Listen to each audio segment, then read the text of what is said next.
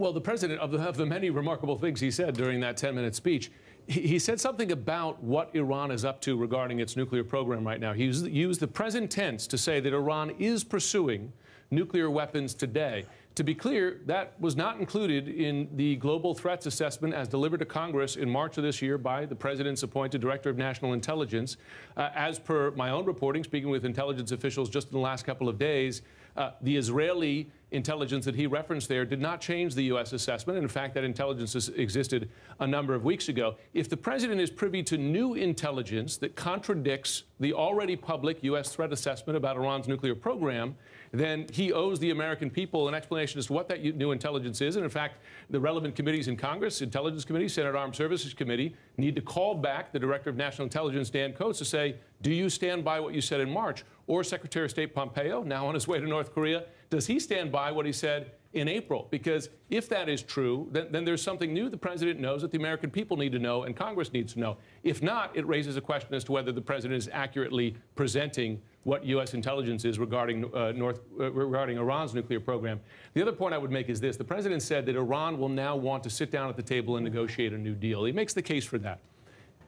America's European partners who are party to this deal, they don't believe that's the case. I met with a senior European diplomat yesterday who said they delivered that very same message to the president, that the pressures inside and outside Iran are such that it's extremely unlikely that they would. They've got domestic political pressures. The idea of going back to the table, our European allies just don't see that as a realistic option. Can I just add to that? I just was texting with a senior European diplomat who was watching the president's speech. To echo what Jim just said, he called it a disaster. And I said, well, what about this notion? Could this sort of, from your perspective, crazy idea that just ripping it up and starting over may actually work? And the response was, how could it? We have no leverage anymore. That this was the leverage to get to that point. Now, we've seen the so-called madman theory at least start to make inroads in a place like North Korea, and I thought it was very interesting and noteworthy, and obviously not an accident, that he connected Iran to North Korea, because a lot of the questioning of the president pulling out of Iran was, well, what is the signal that North Korea is going to take from this? That the U.S. doesn't stand by its deals. Why would North Korea make a deal with you? And he tried to turn that on its head. And I just want to also say one more thing. I interviewed then candidate Trump the day that this deal was signed in July of 2015, about a month after he announced. And from that minute, without even knowing the details, he said, bad idea, I should be president and I should rip it up and do it differently. He also said that the Persians are great negotiators at the time, and he stands by that. Jason, can I ask you this question? I mean, doesn't this give Iran a propaganda win? Of course. 2 points that I want to make really quickly. One, the president mentioned Americans hostages held in Iran over the years, and also the hostages currently being held in North Korea. I don't see a way out for these people now. There's no more mechanism to negotiate with the Iranians. You're talking about the hostages in Iran. In Iran right now. Not North Korea. Not North Korea. The 5 Americans that are currently being held in Iran, and Bob Levinson, who we haven't heard about in about 11 years, these people are going to get lost in the shuffle, unfortunately. Secondly, the people of Iran were very supportive of this nuclear deal in 2015 when it started, because of the promise of better economy, better economic situation coming out from under the weight of sanctions. If we reimpose those sanctions right now, their situation is going to get much worse. Yesterday, the Iranian currency hit its lowest rate against the dollar in history. That's going to get even worse.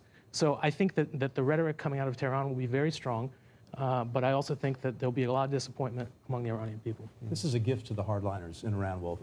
Whatever leverage we had, the president just destroyed it by blowing up international unity.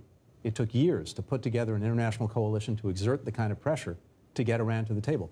That, in one fell swoop, in 10 minutes, is gone. There's going to be profound disunity, not just with the Europeans, but with the Russians, the Chinese, countries around the world that buy oil from Iran. That means that our only solution is going to be to go after our own allies, to sanction them, to stop them from doing business with Iran. So we're actually turning this into an internal battle among the good guys instead of keeping the focus on Iran. And to the extent there's a coalition that's needed to put pressure on Iran for all the bad things it's doing in the region and beyond, that's gone too. Well, let me get David Urban. I just want to point out, Tony was involved in the Obama administration helping put this deal together. I've been friends with Tony for a long time, since the Senate days. Since this deal was inked, not one thing has been done to roll back the IRGC and their efforts around the world.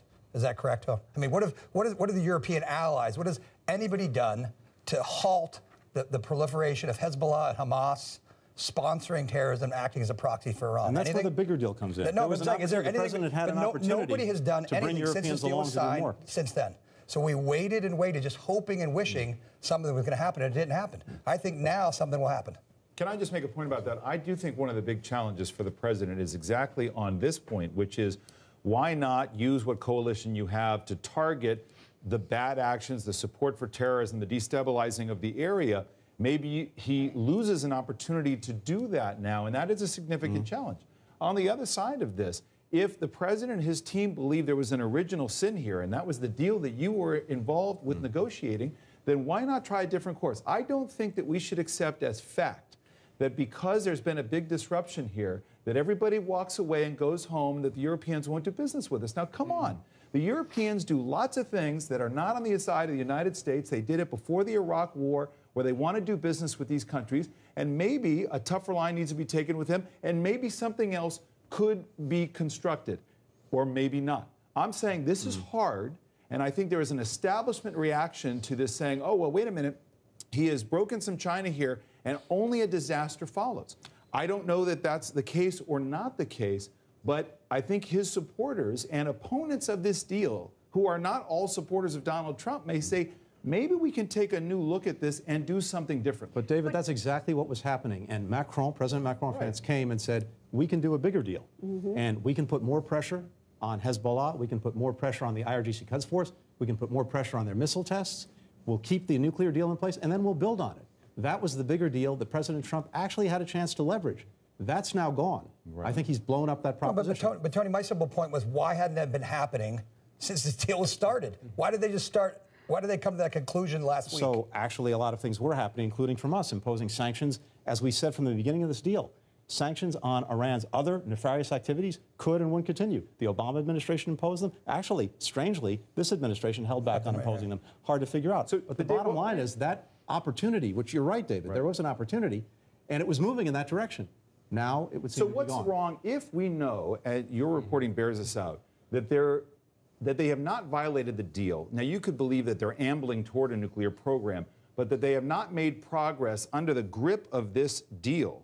What is the basis, aside from just being opposed to it in principle, to stopping it in its track now? No, I think it's a basic original sin. I think there was never any mind meld there. This was a good deal to begin with, as Dana points out when it was inked. Look, this was very controversial. JCPOA was super controversial from the get-go. I mean, go look at, you could pull the statements from the minority leader Schumer, so many other Democrats. This was not widely accepted as the best solution. So why not back fix when. it? I understand the fix it, not nix it deal. But this president believes strongly that he wants a lead, right? That's what he wants to say. And as Dana points out, didn't just happen to drop in there that Mike Pompeo will be landing in North Korea in an hour just at a happenstance. I think he's saying, look, we'll do it this way, we're going to do it my way, and we're going to get a better deal. David, let me tell you, just on that point, because this idea that it's for the security. I asked a senior European diplomat yesterday the question, as you have these conversations with Trump administration officials, are they making the case to you that it's a risk to stay in this deal, right? That national security is threatened, et cetera. And the assessment from this European diplomat was, it's more about politics than that, right? There was a campaign promise made, fair enough, as you said, a commitment made, and to be clear, give them credit for sticking to that commitment, but that from their perspective, and again, these are close U.S. allies, right? These are not folks, out in orbit somewhere. From their perspective, it is a domestic political drive pushing this decision rather than the administration. But I would also push back on that our friends in the Middle East, whether it's the Israelis or the Saudis who are having missiles lobbed at them from Yemen, think otherwise. So what are this is a question I have, I don't know the answer.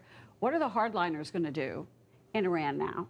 Are the hardliners going to say, okay, let's get back to uranium enrichment?